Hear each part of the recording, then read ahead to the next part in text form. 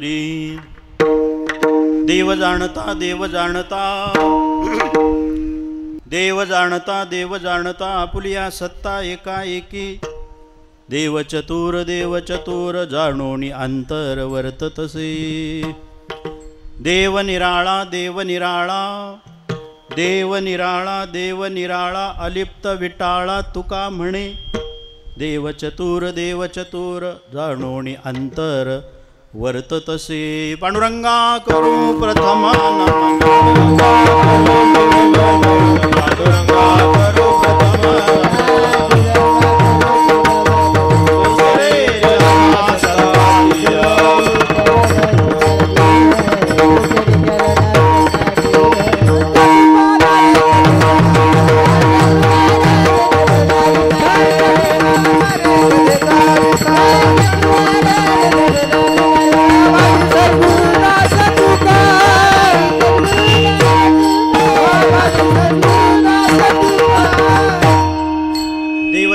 देव जाणता आपुलिया सत्ता एका एके देव चतुर जाणोनी अंतर वर्ततसे। प्रस्तुत प्राप्त प्रसंगी असणारी सुरली गावातली 8व्या वर्षाच्या नामसप्ताहातली असणारी कीर्तनाची सेवा ग्रामदैवताच्या श्री विठ्ठल पांडुरंग परमात्म्याच्या चरणी समर्पित करण्याकरता निवडलेली तुकोक्ती जगद्गुरु तुकाराम महाराजांचा हा छोटासा अभंग आहे, पण गर्भित अर्थ असणारा आहे। विठ्ठल विठ्ठल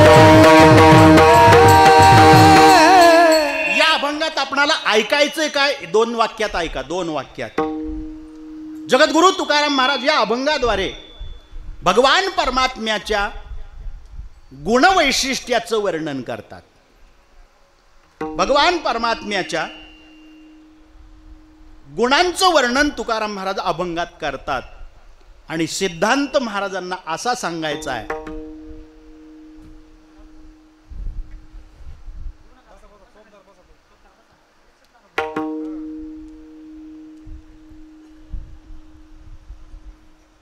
महत्वाचं कीर्तन तुम्ही ऐकलंच नाही। भगवान परमात्म्याच्या जीवन प्रणालीची गुणवैशिष्ट्ये तुकाराम महाराज अभंगात सांगतात आणि सिद्धांत महाराजांना अभंग लिखाणाच्या पाठीमागचा असा सांगायचा होता, सर्व गुणांनी संपन्न असून सुद्धा त्याला भगवान परमात्म्याला अहम भावना नाही, ती भावना आपणही टाकलीच पाहिजे। विठ्ठल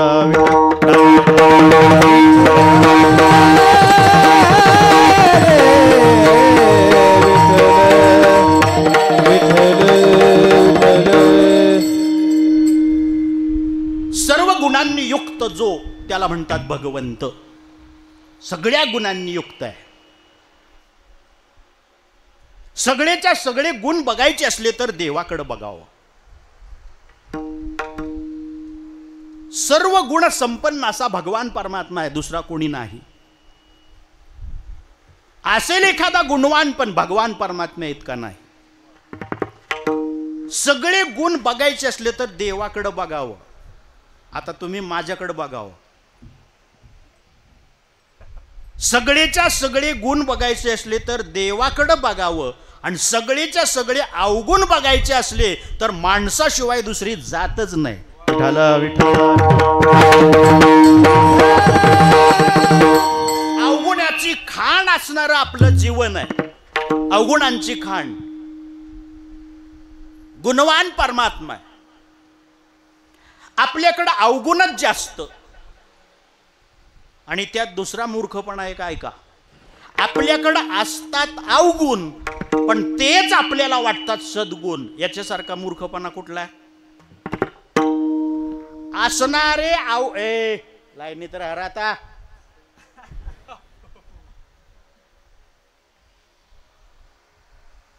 असणारे अवगुणच आपल्याला सद्गुण वाटतात, हा मूर्खपणा आहे आपल्या जीवनात।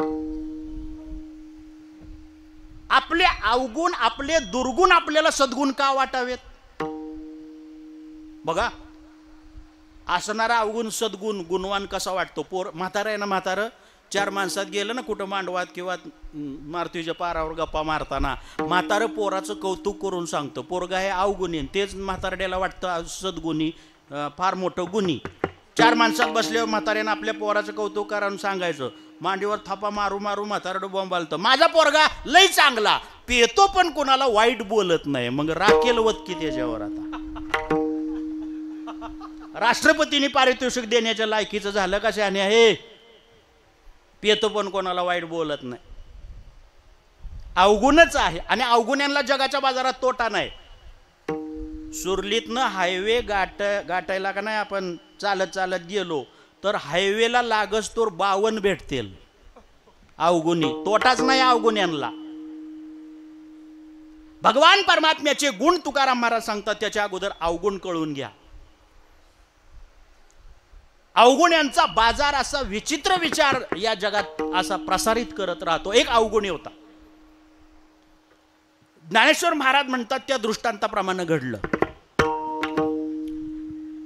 नवरा बायकोचं एक जोडपं हुशार, फार संपत्तीवान होतं, पण पोटी मुलबाळ त्यांना नव्हतं. फार मोठी संपत्ती, करोडपती करोडपती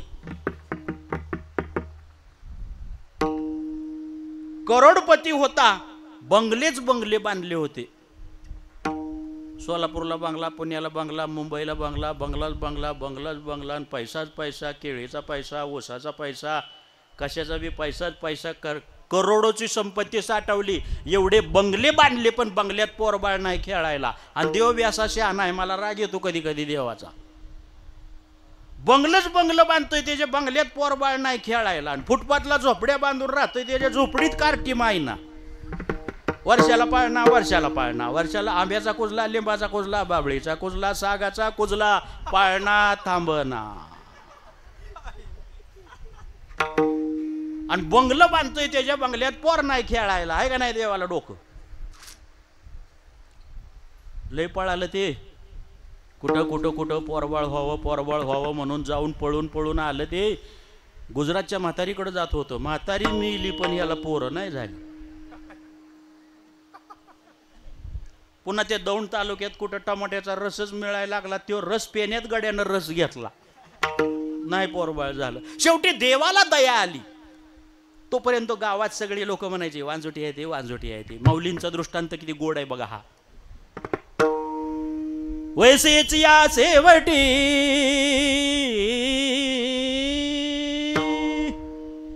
वियाली एकची वांजोटी.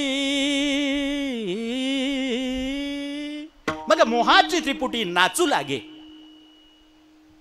उतार वयाला जोडपं लागलं, देवाला दया आली. पळून पळून कंटाळलं होतं. आणि अलीकडं त्यांचा दोघाचा नवरा बायकोचा काय विचार व्हायचा, म्हणले पोरबाळ तर होई ना, मग दत्तक घेऊया. एसटीटीला वारस कोण?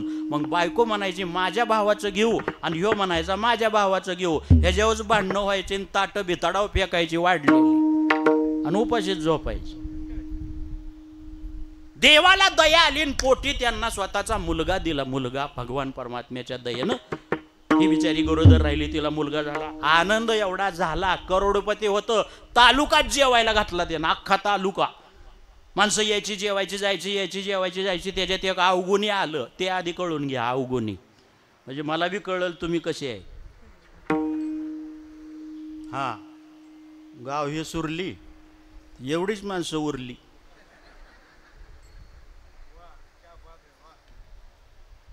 बाकीच्यांची 7 वर्षात जिरली.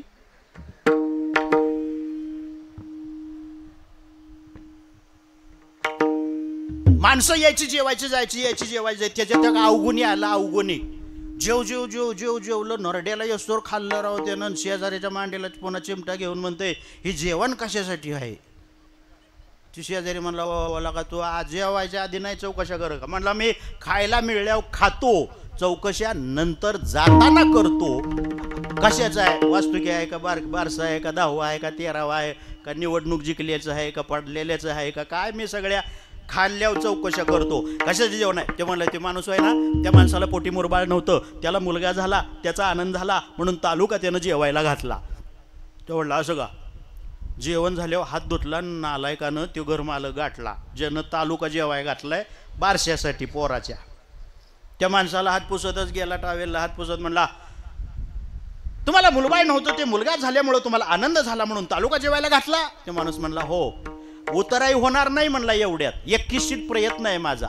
देवानं दिलेलं दान महान आहे आणि मी मात्र फार लहान आहे. हे थोडंसं अशी उपकाराची परतफेड अन्नदानानं करण्यासाठी तालुका जेवायला घातला. तू जेवला का? म्हटलं मी जेवलो, आता निघालोय. पण म्हणला मला काय वाटतंय, अवगुणी कशी बोंबलते ते बघा, अवगुणी. म्हणलं मी आता जेवलो निघालो, पण जाता जाता मला काय वाटतंय, ज्या पोराचा तुम्हाला एवढा मोठा आनंद झाला ते पोरग 2-4 दिवसांनी मेलं तर हो. कुत्र्यासारखा मारला, कुत्र्यासारखा. जाताना नीट गेलं तर येताना लंगडतच घरी आलं. बायकोनं विचारलं जाताना चांगले होता, आता का लंगडता? म्हणला गुण उधळले.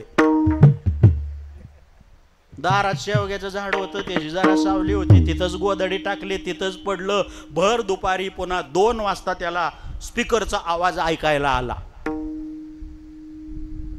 आवाज भारीच होता म्हणून गड्यानं लगेचच अंतरून सोडलं आणि त्या आवाजाच्या सुतानं सुटला. तिकडं चालू काय होतं माहितीये का? मुळीच नव्हतं रे काना सणासणा गेला ह्योच तुझ्यासाठी गेला सणासणा. 2 एकराचा मांडव वावरात घातलेला. लग्न होतं एका मोठ्या माणसाचं, शेतकऱ्याच्या घरचं, एकुलत्या एका मुलाचं. 2 एकराचं मांडव, लाइटिंग आणि त्यानं भरपूर केलेली. हे दुपारी 2 वाजता तिथं पोहोचला आणि मग तिथं थोड्या वेळ बसला. पाणी होतं, सरबत होता, प्याला, मठ्ठा प्याला, जेवला आणि इथं तिथं बसलेल्या माणसांना विचारायला लागला लग्न किती वाजता आहे? म्हणजे ह्याला पत्रिका आणि द्यायच्या लायकीचं नव्हतंच. हे लग्न किती वाजता आहे? लोक म्हणले 4:30ला आहे. आता किती वाजल्या? 3:30 वाजल्या. नवरदेव कुठे आहे? मारुतीला पाया पडाय गेलाय. कधी येईल? नाचणारी कटाळल्यावर येईल. वरबाप कुठे आहे? ते तिकडं कमानीला उभं राहिलाय. जा गेटला कमानीला गेला आणि वरबापावर ताव काढला. एवढा मोठा मांडव गावात अजून कोणी घातलाच नव्हता. वरबाप म्हणला तू इन्कम टॅक्सवाला आहे का? माझ्या पोराचं लग्न आहे, एकुलता एक पोरगा आहे, लय रगड पैसा आहे, मी करतोय खर्च, कार्य आहे घरचं, होऊ दे किती बी खर्च, तुला काय करायचंय काय? म्हणा नवरदेव कुठे आहे? मारुतीला पाया पडायला गेला. आता किती वाजल्या? 3:30 वाजल्या. ती का बोंबालतय म्हणून 25-30 जण गोळा झाली. लग्न किती वाजता आहे? म्हणले 4:30ला आहे. आता किती वाजल्या? 3:30 वाजल्या. 1 तास वेळ आहे अजून. वरबाप म्हणला तुला काय लागतंय का? तुला काय पाहिजे का? काय एवढा तावात आलाय? नाही म्हणला मी काय म्हणतो, आता लग्नाला उरलेला आहे 1 तास. या 1 तासाच्या मधल्या काळात, या मधल्या पिरियड मध्ये हे मांडवच पेटला तर 38 जणांनी हाणला, कट्टळच तोर मारला. अवगुणी पुन्हा ज्यादाच लंगडत. 38 जणांच्या लाता काय थोड्या बसल्या असतील का? एका एकाच्या 3-3 तरी धरा ना आणि गणित करा.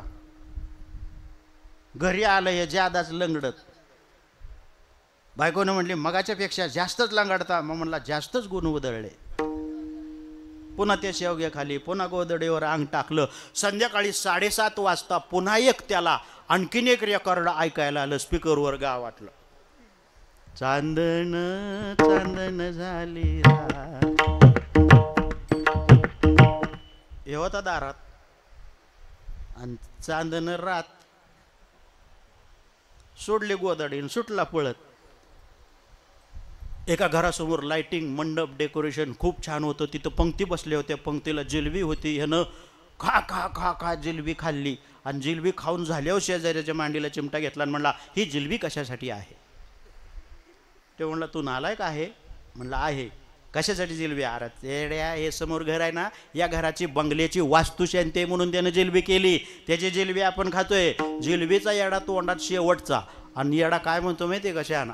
जिलबीचा तोंडात येडा आणि शहाणा काय म्हणला शेजाऱ्याला? म्हणला बांधलं पण यानं कलर जरा बरोबर नाही दिला. तुला करायचंय काय?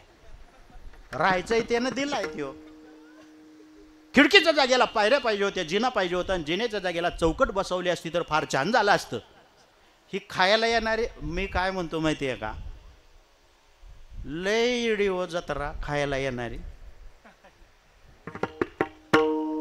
आपल्या बापजाद्याचा बोल आहे, लग्न बघावं करून आणि घर बघावं बांधणार बांधतंय, कसा खर्च करतंय, वाळू कुठनं आणायची, चोरून कशी आणायची, सिमेंट कसं आणायचं, आणि पुन्हा ते गवंडी कसा टिकवायचा, सुतार कसा टिकवायचा, पेंट कसा मिळवायचा, कसा द्यायचा, हे सगळं त्याच्या बिचाऱ्याचं टेन्शन. खायला येणारी उगाचच नादाला लागते. ते कलर नाही बरोबर आहे. 2 मजल्याच्या वेळी 3 मजले गेला, तुला गप आहे काय काय खायचं ते खा, कर आयरन गाठ घर, तुला काय घेणं आहे. लग्नात बी तसलाच कुठाना, मला काय पटाना पण ते कोडच सुटाना. लग्नाचा बी तसाच आहे कुठाना. नवरीला नटवावी का आजचीर नटवावा? उजनेच्या पाण्याची शपथ आहे, आई शपथ खरं बोला. खरं जर नाही बोलला मला तर जाळे तुटतील या, मग चिलापी नाही कोणचीच नाही. नवरी नटवावी का आजचीर? वराडिया ही लुगडी लेणे माऊली म्हणतात ज्ञानेश्वर महाराज. पण कोणत्या लेवलची लेणे? वराड्यांना वस्त्र प्रावरण घ्यायची, पण ती काय नवरा नवरी इतक्या किमतीची असली पाहिजे, भारी इतकी पाहिजे? नवरीला नटवायची तेवढी नटवायची. आजचीर काय? 80चं लुगडं घेतलं काय, 150चं घेतलं काय, फाडलं तर फाडलं नाही ती तशीच सुटेल. ती कुठलं जग नाही तिचं जास्त. पण त्या म्हातारडीला आजचीर जर साधा घेतला ना, बरं का साबळे महाराज, आजचीर जर म्हातारीला 100-150चं लुगडं घेतलं ना, अख्ख्या मांडवात म्हातारी काठी टेकत बोंबलून सगळ्याला सांगते, काय मला घेतलाय बोळा. मग आता तुला कॉलेजला जायचं कशाने? टेंभुर्णीला कॉलेजला जायचं मॅक्सी नेसून तुला एवढी नटवायची तुला. तिकडे नवरी नटली आणि तुझ्या का कपाळाची शिर उठली उगाच. घर बघावं बांधून आणि लग्न बघावं करून, हा बोल आहे बावजयदाचा आपल्या. या नालायकानं खा खा जिलबी घालली, मग घर मालकाची वास्तुशांती पूजा हे कळलं. टावेलाला हात पुसला धुतलेला, गेला घर मालक गाठला अवगुणी. बारशाला गेलं पोरग मिळलं तर काय होईल म्हणतंय, लग्नात गेलं तर मांडव पेटला काय म्हणतंय. आता हे वास्तुशांतीला आलंय, जिलबी खाल्ली, घर मालक गाठला. घर मालकाला म्हणला राम राम. घर मालक म्हणला राम राम. किती खर्च आला म्हणला बंगल्याला? घर मालक म्हणला 42 लाख रुपये गेले. जाईना का म्हणला, पिढ्यान पिढ्या आता बांधकामाची गरज नाही, निवारा पक्का झाला आणि जिलबी पण चांगली झाली ती, मी खाल्ली, आता निघालोय म्हणला. पण जाता जाता मला काय वाटतंय, भूकंप नाही व्हावा, तो बी अर्ध्या रात्री नाही व्हावा, आणि तुम्ही घरदार गाडून नाही मारावा. त्यानं सुद्धा कटळस तो राहणला. अवगुणी कळले? अवगुणी असे 7-8 अवगुणी एक दिवस जगद्गुरु तुकाराम महाराजांच्या भेटीला महाराजांच्या घरासमोर गेले. महाराज अंगणात बसलेले होते, मांडीवरती विणा होता, डोळे अर्धोन्मिलित तसे मिटलेले होते. महाराजांचं मुखकम म्हणजे ओठ हालायचे आणि शब्द बाहेर पडायचे. दिनरजनी हाची धंदा, हे बोल आहेत महाराजांचे. गोविंद गोविंद सततम कीर्तयंतो माम. हा स्थायी भाव ज्या जीवनाचा बनलेला आहे, तो मोकळा वेळ वाया दवडतील कसे माणसं ती. तुकाराम महाराजांचं गोड भजन चाललं होतं, अवगुणी दारात गेली. महाराजांचा निमग्न अवस्थेत भजन चालू होतं. राम कृष्ण हरी जय जय, राम कृष्ण हरी, राम कृष्ण हरी जय जय, राम कृष्ण हरी,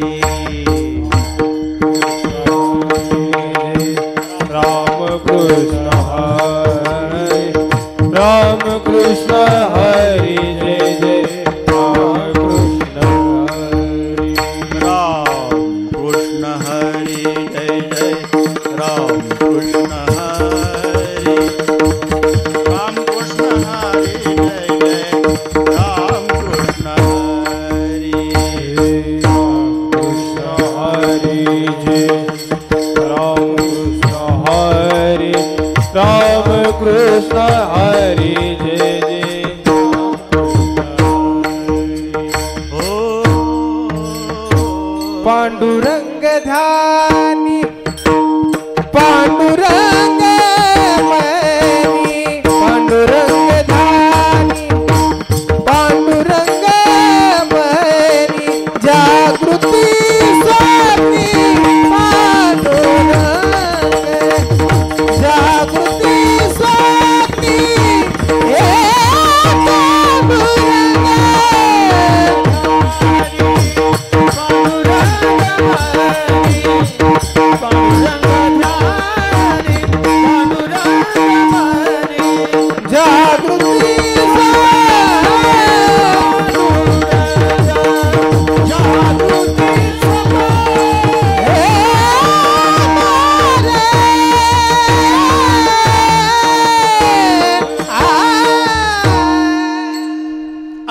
चिंतन हा निधिध्यास ज्यांच्या जीवनाचा आहे ते तुकाराम महाराज भजन करत बसले. ही गावातली 7-8 अवगुणी महाराजांच्याकडे गेली. जय हरी महाराज. महाराजांनी पटकन डोळे उघडले आणि त्या अवगुण्यांकडे बघितलं. म्हणलं ही गावातलीच आहे ती, पण एकादशीला नाही, कधीच नाही, देवळाची पायरीच या जातीनं कधी चढलेली नाही. आणि आज माझ्या घरी महाराजांना त्यांनी केला ना जय हरी. जय हरी महाराज, जय हरी. महाराज पण म्हणले जय हरी, जय हरी. आज कोणीकडं स्वारी? आमच्या वारी. तुमची दुसरीकडं चालती दुनियादारी. आज माझ्या घरी आश्चर्य आहे.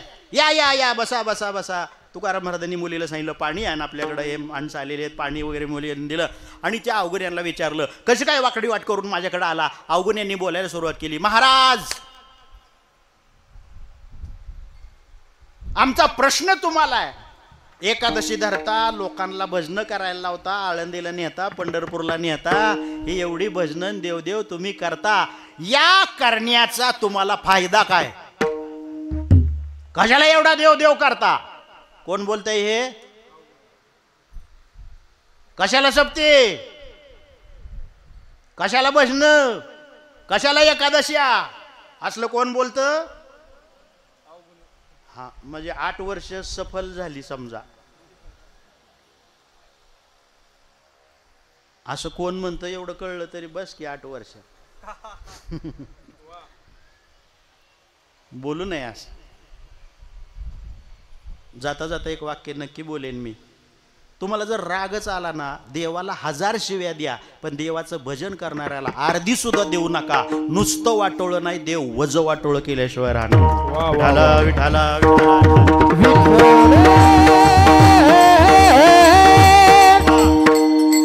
तुकाराम महाराजांना लोकांनी विचार कशा करताय? देव देव परमार्थ करता. आणि एवढे तुम्ही एकादश धरता, भजन करता, अभंग लेता, वाऱ्या करता. अहो, एक तुम्हाला चतुर्थीचा चंद्र उगवलाय का नाही, घराच्या बाहेरचं बघायला जावं लागत नाही. घरातून झोपल्या जागेवरनं डायरेक्ट चंद्र दिसतो तुम्हाला. हे घर तुम्हाला धनकड देवानं दिलं, एवढं तुमचं देवानं कल्याण केलं. आमच्याकडं बघा, आमच्या पिढीत अजून आषाढी सुद्धा कोणी धरलेली नाही आणि देवळाची पायरी चढलेलं नाही. तरी तुमच्यापेक्षा आमचं किती चांगलं आहे बघा. आमच्या घरी गाड्या, घोड्या, माड्या, आमच्या बायकोला चांगल्या चांगल्या साड्या. महाराज म्हणले अरे येड्या, ही दृष्टीतली फरकाची बाब आहे. तुमची दृष्टी लौकिकापुरती आहे आणि आमची दृष्टी आहे ती पारलौकिकत्वाकडे वाटचाल करणारी आहे. तिकडचं पलीकडचं आम्ही पाहतो, तुम्ही आजचं बघणारी आहे. नाही नाही महाराज, तुम्ही जो एवढा परमार्थ करता, सांगा बरं आम्हाला, द्या प्रश्नाचं उत्तर. या परमार्थ करण्याचा तुम्हाला फायदा काय झाला? तुकाराम महाराजांनी सांगितलं, फायदा असा झाला, देहभावनेवर जगत होतो, ती देहभावना संपुष्टात आली आणि देवभावनेचा उदय झाला.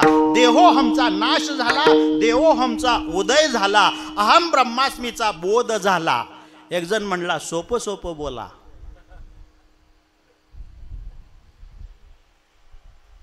सोपं बोला.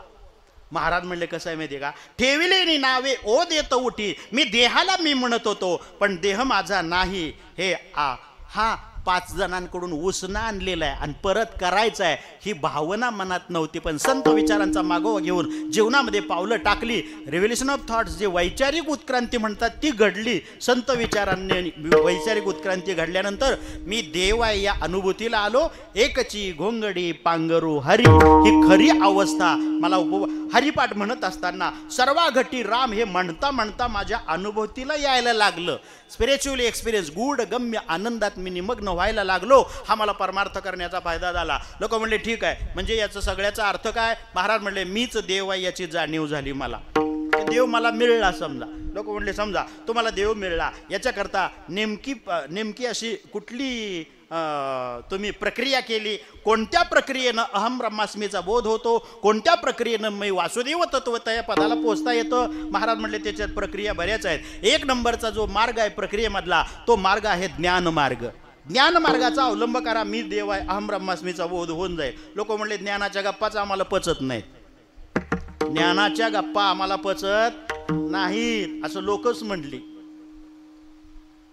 महाराज म्हणले मग ठीक आहे, योग मार्गाचा अवलंब करा. लोक म्हणले योग? हे ओंकार महाराजांमुळे आताशी आला योगा योग. आणि कुठं करता योग?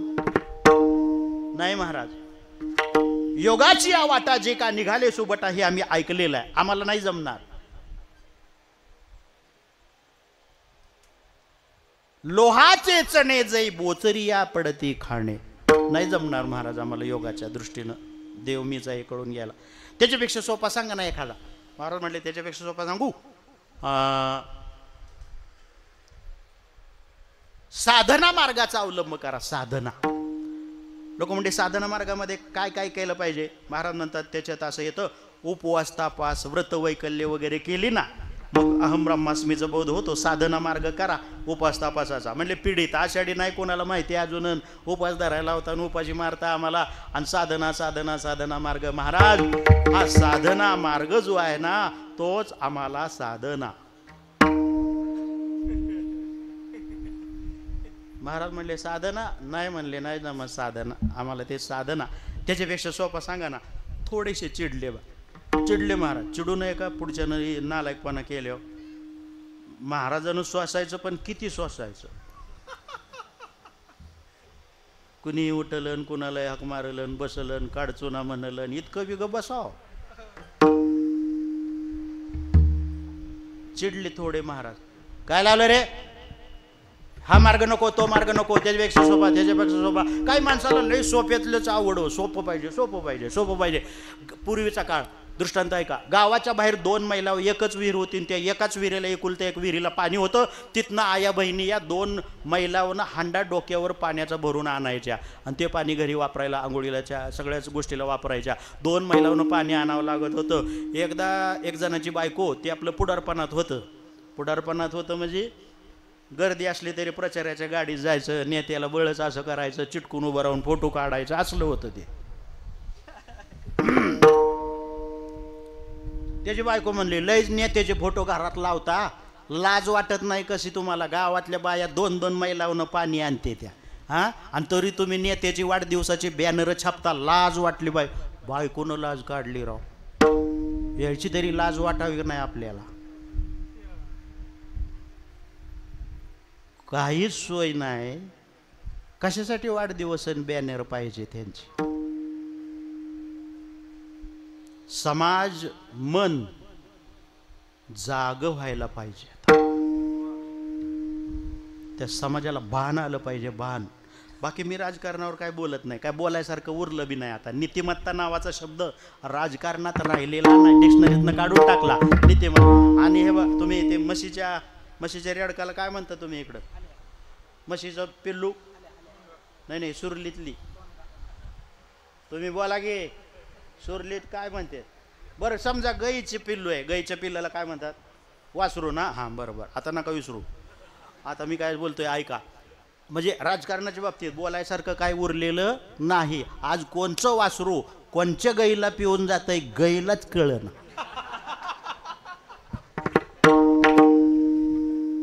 किती बी गयाच गया बया बया गयाच गया वासरू गया पीके आया. उनको पता भी नहीं चला कौन पीके गया.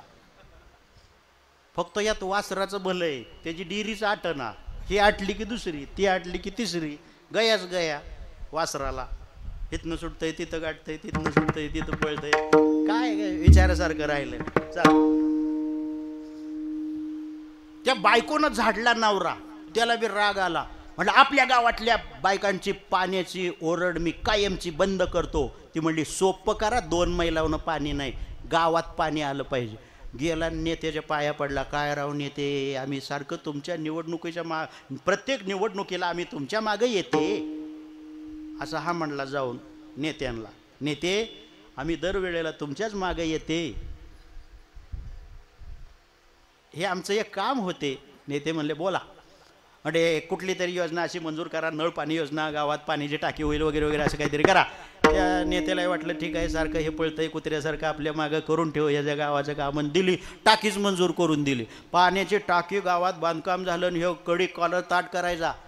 फक्त असं करायचा, असं नव्हतं करत, असं करायचा. आणि बायकोला म्हणायचा पाण्याची टाकी बांधकाम झालं की नळ पाणी चौकात येणार गावात नळ कोंडाळ्याला. सोपं झालं का नाही काम. ती म्हणली होऊ दे अजून काम. असली अर्धवट पडलेली मी बी लई बघितल्यात. झालं एकदाचं कामच झालं राव. मनावं घेतलं नेत्यांनी. गावातनं सगळे ते पाण्याची टाकी झाली की पाईप पुरल्या, त्याला नळ कोंडाळी काढली. प्रत्येक चौकात एक असं खुटाण काढलं आणि त्याला 2 नळ्या, नळ कोंडाळं म्हणतात त्याला, आणि त्याला 2-2 चाव्या बसवल्या. लगेच त्याचं उद्घाटन बी झालं आणि पाणी चौकात आलं. गडी घरी गेला, कॉलवर ओढवलं की बायकोला म्हणला, झालं का नाही सोपं? 2 मैलावर जायचं नाही, उठायचं घरातनं, चौकात जायचं, नळ कोंडाळ्याला नंबरला उभं राहायचं, आणि आपला नंबर आला की हांडा मांडायचा आणि भरायचा की घरात यायचं. झालं का नाही सोपं? झालं का नाही सोपं? हे ती लई पुढची होती. ते म्हणजे कशाचं सोपं? पाणी यायची वाट बघायची, पाणी आल्यावर हांडा घ्यायचा, चौकात जायचं. मी काय बाजीराव आहे का? मला लगेच नंबर बाया द्यायला. 7-8 जणीचं पाणी भरून व्हायचं, मग मी हांडा मांडायचा, मग मी हांडा भरायचा, ते उचलायचा, डोक्यावर घ्यायचा, घरात आणायचा, नाणीच्या वाट्यावर मांडायचा. मला बाई चौकात जाण्यापेक्षा आणखीन सोपं पाहिजे. रागच आला त्याला. मोटरसायकल चालू केली, टेंभुर्णीला गेलं आणि PVC पाईप 40 फूट आणला. असल्या 42च्या टेम्परेचरमध्ये त्या चौकातल्या नळ कोंडाळ्यापासून चरी खांदून खांदून खांदून खांदून डायरेक्ट नाणीतच त्या पाईपाचं तोंड आणि त्याला चावी. आणि मग बायकोला म्हणला, आता चौकात सुद्धा जायची गरज नाही तुला, नाणीत पाणी येणार. झालं का नाही सोपं? ते म्हणजे कशाचं सोपं? पाणी आल्यावर वाट बघायची पाण्याची, उठायचं, पाणी आल्यावर तो हांडा घ्यायचा, खाली मांडायचा, चावी चालू करायची, पुन्हा तो हांडा भरल्यावर उचलायचा, पुन्हा चावी बंद करायची, पुन्हा हांडा वर ठेवायचा, या हांडा ठेवायचा, उचलायचा, कुटाणाचा आहे ना. मला बाई ह्याच्यापेक्षा सोपं पाहिजे. पुन्हा टेंभुर्णीला गेलं, 2 वाव रबरी नळी आणली त्यानं. नळाच्या तुटीला एक तोंड जोडलं आणि इकडं हांड्यातच डायरेक्ट टाकलं. आता झालं का नाही सोपं? हांडा खाली वर करायचाच नाही, डायरेक्ट पाणी हांड्यात येणार. आता सोपं झालं का नाही? ते म्हणजे कशाचं सोपं?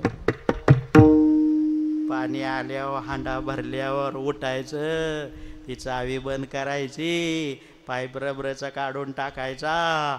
मला बाई ह्याच्यापेक्षा सोपं पाहिजे. म्हणला हाय सोपं हाय.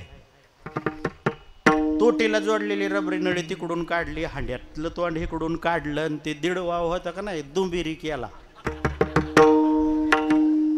अशी सणा सणा सणा सणा रबराच्या नळीचं तुकडं होस्तोर अशी हानली. बायकोन तिला सांगितलं, गावातल्या बाया चौकात पाणी भरतेल, पण नरड्याव पाय देईन तुझे जर तू इथं पाणी भरताना दिसली तर. तुझ्यासाठी सगळ्यात सोपं काम हांडा घ्यायचा आणि 2 मैलाच्या हिरीलाच जायचं, हे तुझ्यासाठी सगळ्यात सोपं काम आहे. अशी माणसं असतात काय काय सोपं. महाराजांना ते लोक म्हणले, ज्ञान नको सोपा सांगा, मग योग नको सोपा सांगा, मग साधना नको सोपा सांगा. महाराज म्हणले, आता एकच सोपा सांगतो, बोलायचं नाही त्याच्या पुढे. आणि महाराजांनी सांगितलं एक सोपा मार्ग, भक्तिपंथ बहु सोपा, भक्तिपंथ बहु सोपा, भक्तिपंथ बहु सोपा, भक्तिपंथ बहु सोपा. पुण्य नागवे या पापा,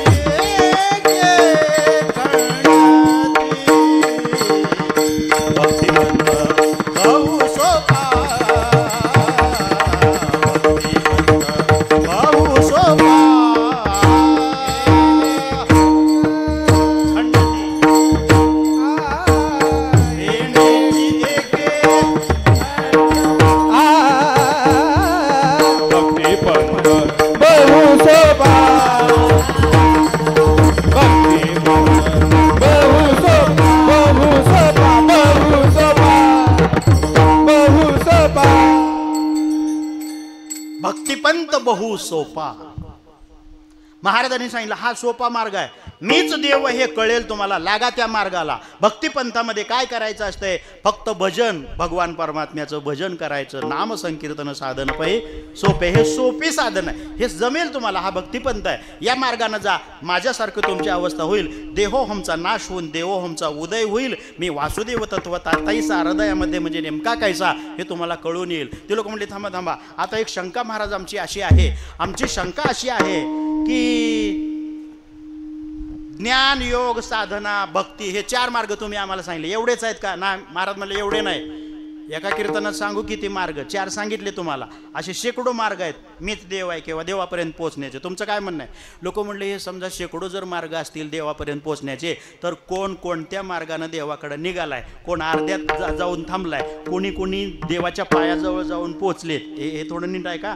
टर्निंग पॉईंट आहे अभंगाचा हा. डोक्याला ताण देत जाता. 8 वर्षाचे झाला तुम्ही, हां थोडासा तरी ताण घ्या. हां कळलं? टर्निंग पॉईंट हा आहे. तुकाराम महाराजांना लोक म्हणली शेकडो मार्ग देवापर्यंत पोहोचण्याचे जर आहेत, देवमीचं हे कळून घेण्याचे जर आहेत, तर कोण कोणत्या मार्गाने देवाकडे निघालाय, कुठंपर्यंत जाऊन पोहोचला, आणि कोण देवाजवळ जाऊन अगदी पोहोचला, आणि कोणी अर्ध्यातच रस्ता सोडला. अर्ध्यात बी सोडतेत की देवाकडे निघाले. भजनाला नादवून सुद्धा पुन्हा माळा काढून स्पेशल भिगवण.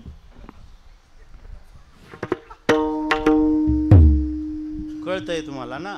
हा असे अर्ध्यात थांबली काही मार्गाने निघालेले. महाराज आमची शंका अशी आहे, कोण कोणत्या मार्गाने, शेकडो रस्ते जर देवापर्यंत पोहोचण्याचे आहे, तर कोण कोणत्या रस्त्याने निघालाय, कुठपर्यंत गेला, कोण पोहोचला, कधी निघाला होता, कधी पोहोचणार आहे, आणि कोणी अर्ध्यात सोडून गेला.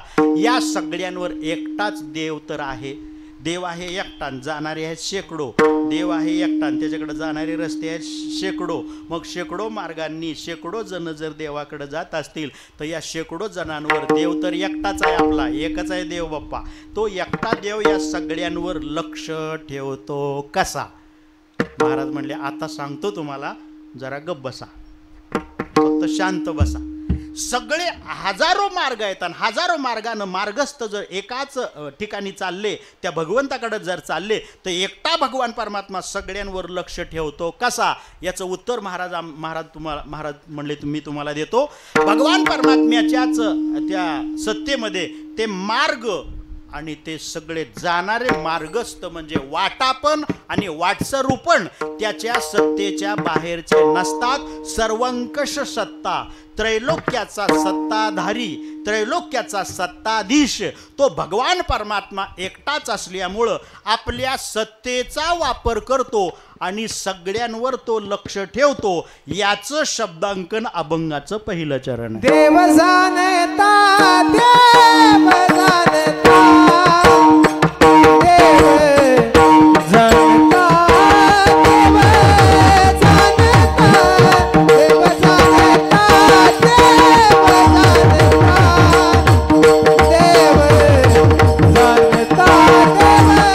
देव जाणता.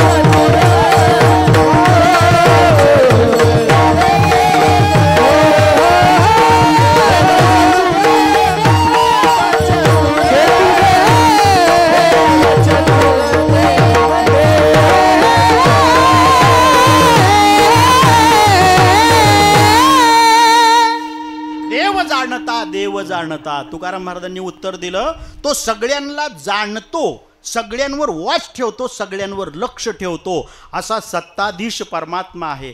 जाणारे त्याच्यात सत्तेत आणि जो रस्ता आहे तो हे त्याच्यात सत्तेत.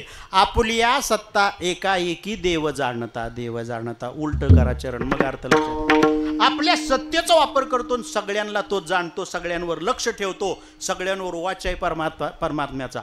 एवढं कळून घ्याल का तुम्ही? सगळं देवाला कळतंय असा सोपा अर्थ आहे त्याचा. देव जाणतो, सगळ्यांवर लक्ष आहे, जाणतो, सगळ्यांना जाणतो. कोण पदरची पितो, कोण कायम पाहुण्यालाच गाडतो, कोण उमेदवाराची पितो, कोण वावर ऐकून पितो. सगळं कळतंय देवाला. बोक्यासारखं राहूच नका. बोक कसं पितेत? बोक बोक बोका पितो का नाही? डोळं झाकून पितो बोका. मी म्हणतो बोक्या डोळं झाकून प्यायला लागतंय, असलं पितोच कशाला? डोळं उघडं ठेवून प्यायचा माल नाही तुला कळत का? डोळं झाकतंय पियतंय. समजा आता पेतेत बोक, एवढं तर कळलं तुम्हाला. दूध का व्हायना? बोका दूध पितो, डोळं झाकून पितो. बोका मनातल्या मनात काय म्हणतो, मी पितोय कुणाला कळतच नाही, मी पितोय कुणाला कळतच नाही असा बोका म्हणतो. पण म्हातारीचं ध्यान असते. 5-6 दिवस जाऊन देते, म्हातारी बी असा थ्रो करते जळक्या लाकडाचा. जळकं लाकूड असं म्हातारी घेऊन नेम धरून असं मारते असं, आणि ते पाठीत जळकं लाकूड बसल्यावर बोका म्हणतो, बॅ मला कोणीतरी बघत होतं का काय? तसला त्या तडा काय देव बाप्पाचा. तो काय करायचं ते कर गड्या. कुणी कितीही लपवून गोष्ट ठेवा, देवापासून गोष्ट लपवू शकत नाही. इतका देव जाणता देव जाणता. भीमदादाने एक गोष्ट लपवली होती. भीमदादाला राक्षसीपासून मुलगा झाला, त्याचं नाव बबरू. आणि तो बबरू एवढा मोठा झाला होता, 20 वर्षाचा झाला. भीमदादा त्याला तिकडंच त्या बायकोकडंच ठेवून आला. ती बायको बी पोरग लहान असताना भीम जेव्हा माघारी निघाले ना हस्तिनापूरला, ती म्हणत होती, हमारे प्यार की निशानी आपके साथ लेके जा. भीम म्हणला, नरदेव पाय देऊ का तुझ्या? येडे, मी इकडं आलो, आपलं जमलं, आपलं झालं, आपल्याला झालं, हे घरच्यांना माहीत नाही झालं. भावांचा चौकशी आयोग लय. अर्जुन बाणानं मुंडकं उडवेन माझं, हे पोरग इथंच राहू दे, काय तुला खायला घालायचे ते घाल, बिल मला सांगत जा, फोन पे. लय खायला घातलं ते नवी अर्धंड असं झालं ते बबरू. आणि 20 वर्षाचा काळ गेला, इकडं आला. कृष्ण शिष्टाई सुद्धा फोल ठरली आणि कौरव पांडवांचं युद्ध होणार ही काळ्या दगडावरची रेग. आणि मग भीमाला वाटायला लागलं, भीमदादाला वाटायला लागलं, आपला बबरू नावाचा पोलगार जण आणला ना, आपल्याला गदा उचलून युद्धाच्या पटांगणात जायची गरज नाही, आणि अर्जुनाला सुद्धा बाणाला धनुष्याला दोरी चढवायची गरज नाही. आपण सगळेच घरात बसलो ना, माझं ते होतच पोरग तसलं राव. ते इतकं डोंगरासारखं मोठं केलं होतं. त्याच्या आईनं काय खायला घातलं, त्याच्या आईनं काय खायला घातलं काय माहित नाही.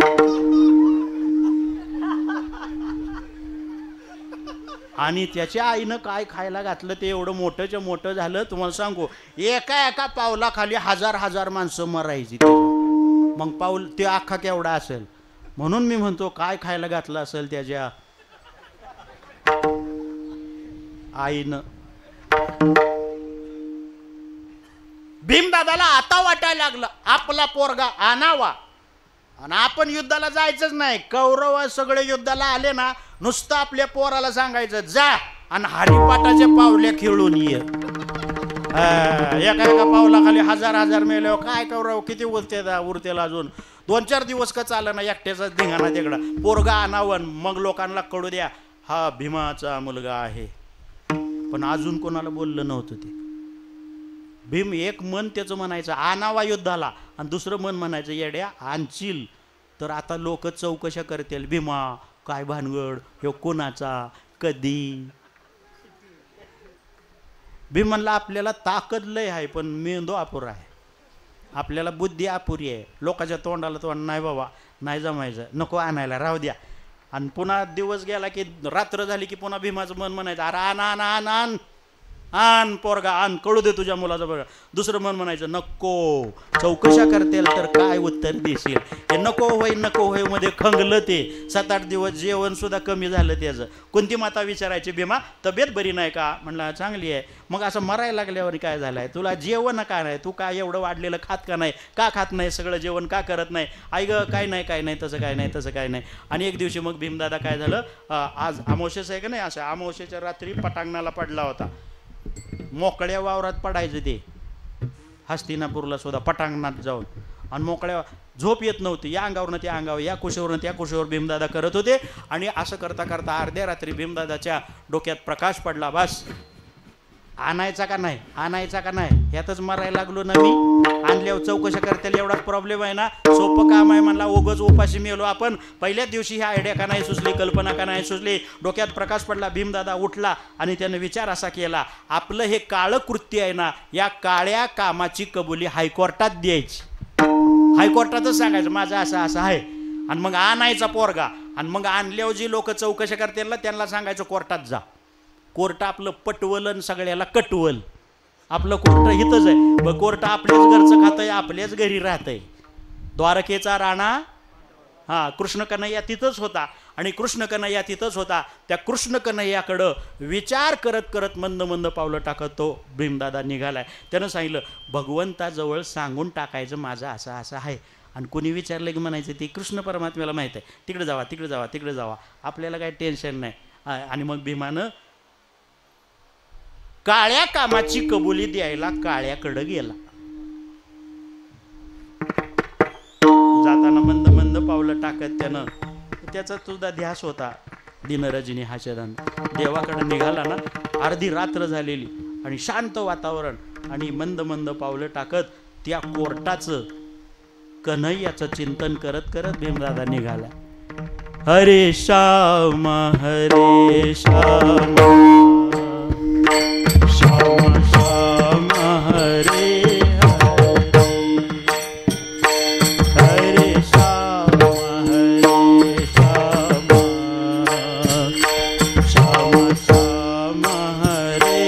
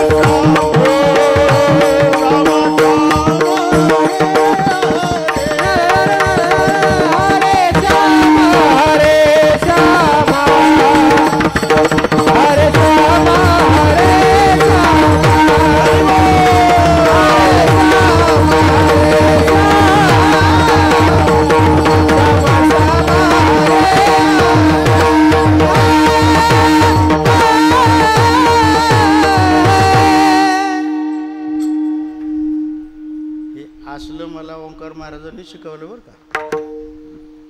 मी आपलं धुमाळीतलं होतो पहिला मंडळी भेटली असलं शिकलो थोडा लागता है आज. भगवान परमात्म्याचं भजन करत भीमदादा गेला.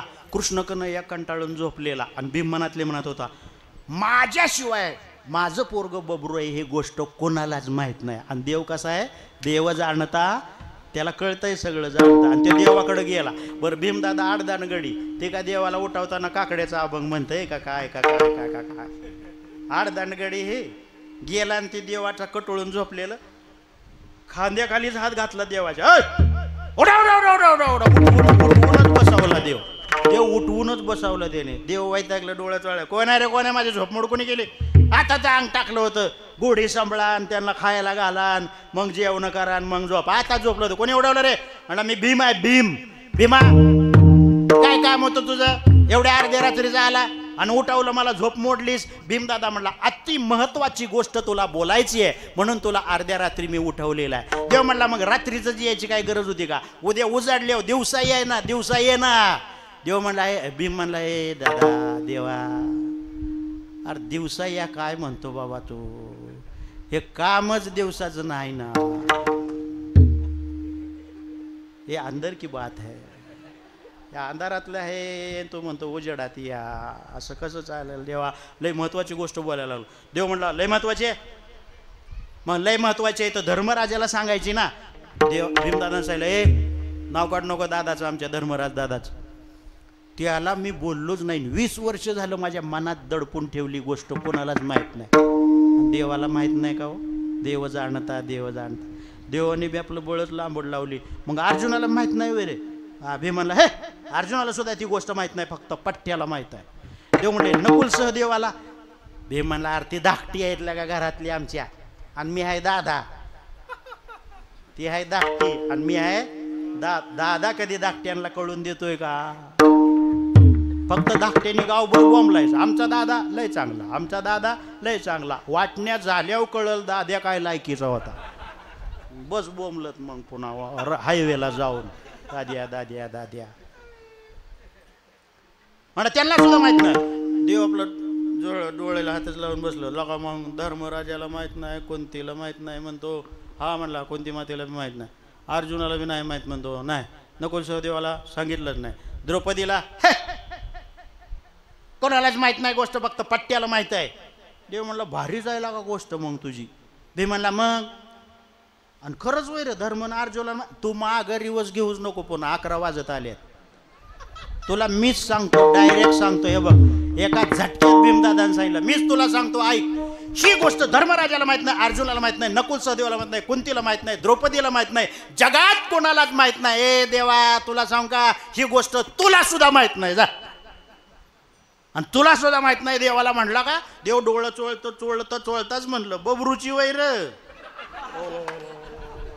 बबरूची वय म्हणल्यावर जे पळत सुटलं ते. देव माग पळायचा आणि म्हणायचं अरे बबरूला बोलवायचा का नाही, इचरायला आलताना, तुला मला बोलायचंच नाही.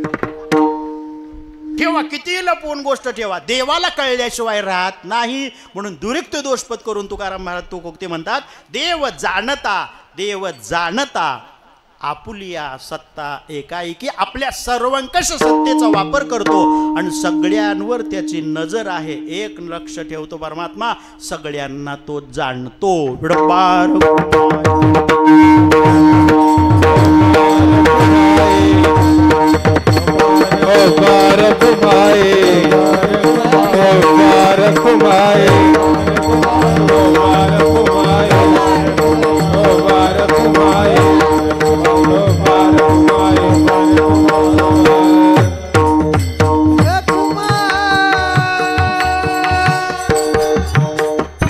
तुकाराम महाराजांना भगवान परमात्म्याविषयी असे गुण सांगत होते ना महाराज. त्या लोकांनी विचारलं, महाराज हा गुण आम्हाला चांगला कळला, देव जाणता आहे आणि जगाचा तो मालक आहे, आणखी काही गुण आहेत का देवाकडं. महाराज म्हणले अरे सगळ्या गुणांची खान तो भगवान, सगळ्या गुणांनी युक्त तो आहे भगवान, सगळेच गुण त्याच्याकडे आहे. तुम्ही विचारता आणखी काही गुण सांगा, अरे किती सांगायचे. अल्प आयुष्य मानव देह, आपल्या अल्प आयुष्यात सगळे देवाचे गुण वर्णन करू, इतका गुणवान आहे. मग महाराज आम्हाला सांगा ना आणखी काही गुण. महाराज म्हणजे आता कसं सांगू गुण. 11:15 किती सांगायचे गुण. लोक म्हणले भाऊ खाऊ नका लय तुम्ही, तुम्हाला काय आम्ही पुन्हा बोलवीत नसतो. एकदाच आलाय ना तुम्ही, लय भाऊ कशाला खाता, कानावरनं तर जाऊ द्या. मग तुकाराम महाराज म्हणतात आणखी देवाचा एक गुण तुम्हाला पुढच्या दुसऱ्या चरणात सांगतो. देव चतुर देव चतुर देव चतुर देव चतुर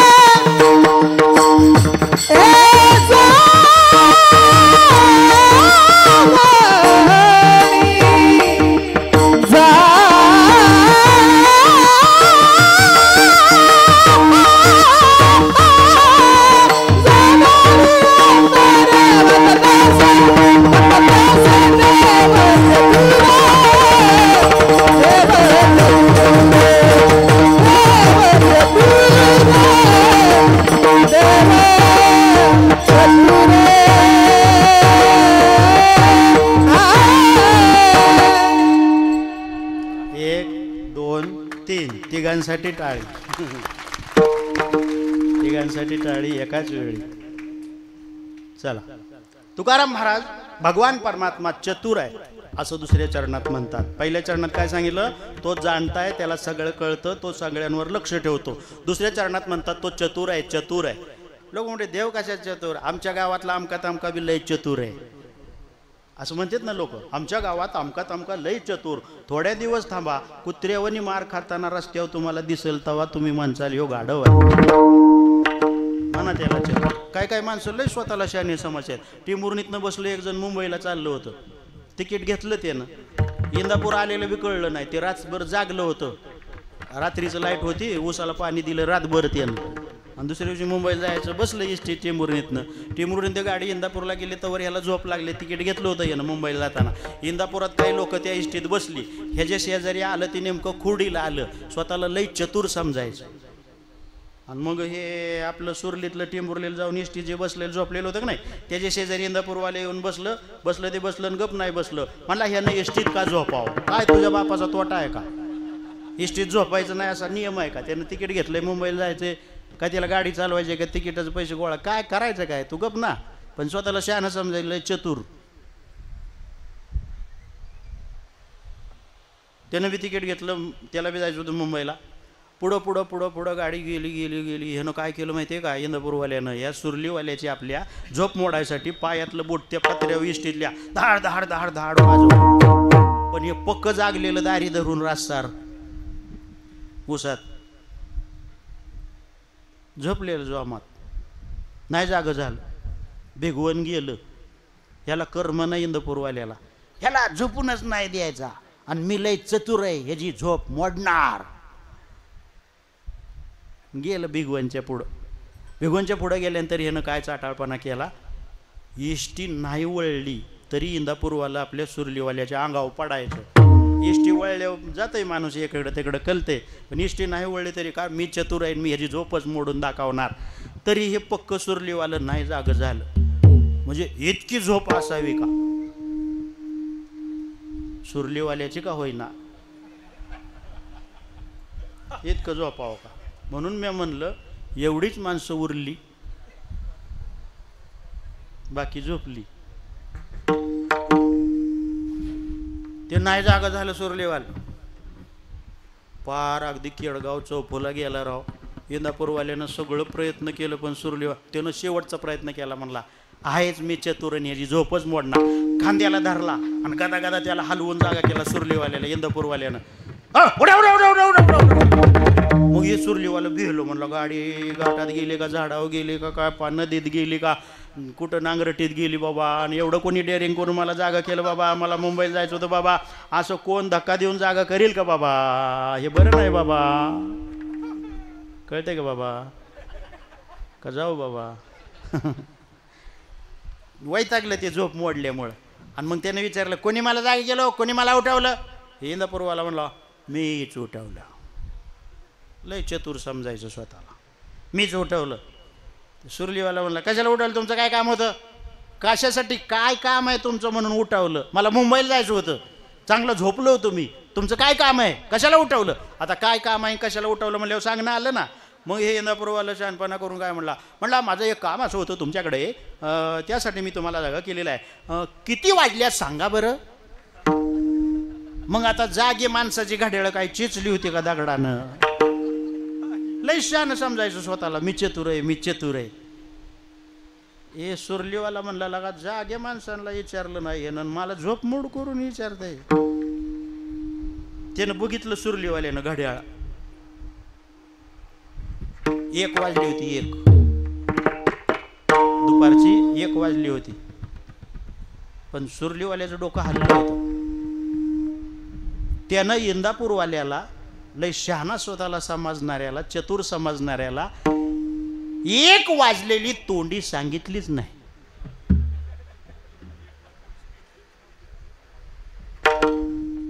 हे जर कळत नसलं, या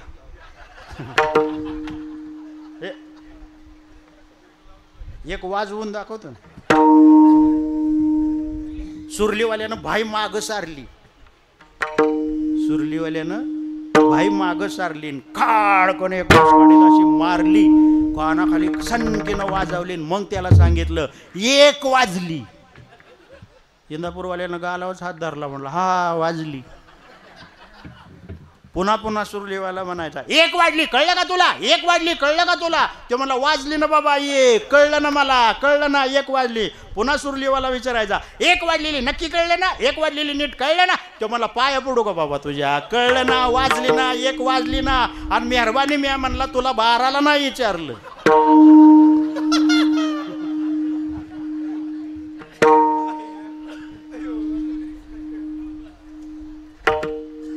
लयशानं समजायचं स्वतःला, काय कारण आहे का? देवासारखं चातुर्य. साधू संतांचं घोंगडं कुठं गुंतलेलं नव्हतं. कन्स्ट्रक्शन कमिशन, ऍडमिशन हे आपली घोंगडी गुंतलेत म्हणून आपण कोणालाही काही पदव्या द्यायला लागलो. सहकार महर्षी, सहकार सम्राट, तालुका जिल्हा गुंडाळला एकट्यानंच हाणला आणि त्याला सहकार सम्राट म्हणायला लागलो आपण. सहकार कुणी कुणाला पदव्या दिल्या? लाचारांनी मूर्खांना दिलेल्या पदव्या. बस संतांना काय गोंड गुंतलं होतं? संतांनी पदव्या दिला. चतुरा तू शिरोमणी, गुण लावण्याची खाणी, मुकुट सगळं माणी, धन्य तुझी विठोबा. शिरोमणी ही पदवी, चातुर्यातला शिरोमणी आहे तो परमात्माच आहे. तुकाराम महाराज यातही दुरुक्त दुष्पद करून म्हणतात देव चतुर, देव चतुर, जाणून अंतर्वर्त. त्याच्यासारखं चातुर्य कोणाकडंच नाही, कोणाकडंच नाही, अजिबात कोणाकडं परमात्म्यासारखं चातुर्य नाही. एवढा भगवान परमात्मा चतुर आहे. तुकाराम महाराज म्हणतात आणि ये यथामा प्रपद्यन्ते, हे सूत्र त्याच्याकडे आहे. म्हणजे त्याचा अर्थ असा आहे जाणून अंतर्वर्त तसे होय भक्ती केला तैसा. आपण जेवढा त्याला भाव देतो तेवढ्याच भावनेनं तो आपल्याकडे बघतो. जो सद्भाव आपण त्याच्याकडं आणखीन वाहतो, त्याच्याकडे सद्भाव व्यक्त करतो, तेवढ्याच सद्भावानं कृपादृष्टी आपल्यावरती तो नजर टाकतो. असा आपण जसं वागतो तसा तो आपल्याबरोबर वागून दाखवतो. असा परमात्म्याचा स्वभाव आहे. तो द्वितीय चरणाच्या उत्तरामध्ये सांगितलेला आहे की जाणोनी अंतर्वर्त तसे. ज्ञानेश्वर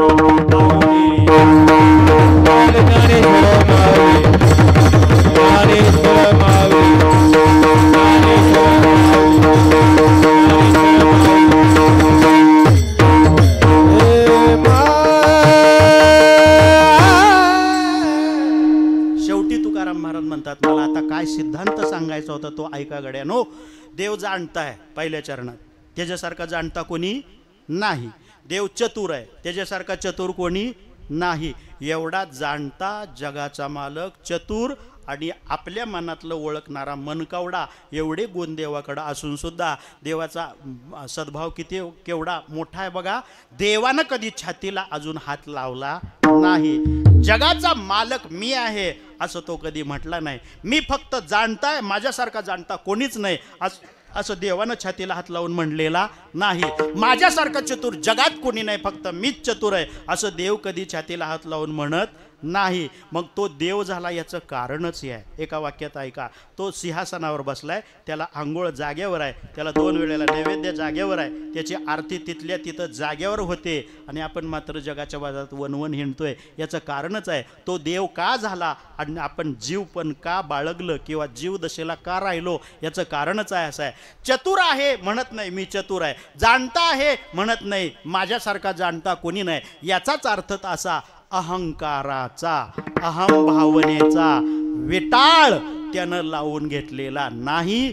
त्याला अहंकाराचा विटाळ नाही, त्यानं अहंकाराचा विटाळ टाकला म्हणून तो झाला देव आणि अहंकार आपण ठेवून घेतला म्हणून आपण राहिलो जीव. ज्ञानेश्वर